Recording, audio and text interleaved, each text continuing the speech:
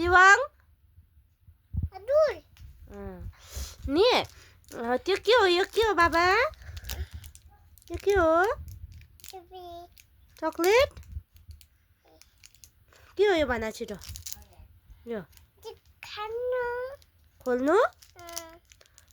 अन्त पहिला hello guys भनिदेऊ यसो गरेर हेलो गाइज भनिदेऊ हातले हेलो गाइज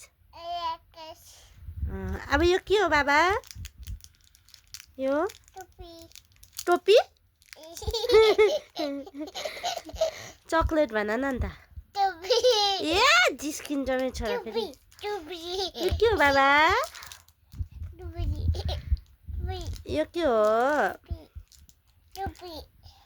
अन्त नि पाएन त भाइ अन्त खोल्छु यो के हो पहिला भन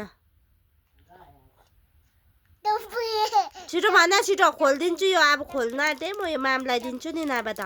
छिटो छिटो भन के हो यो के हो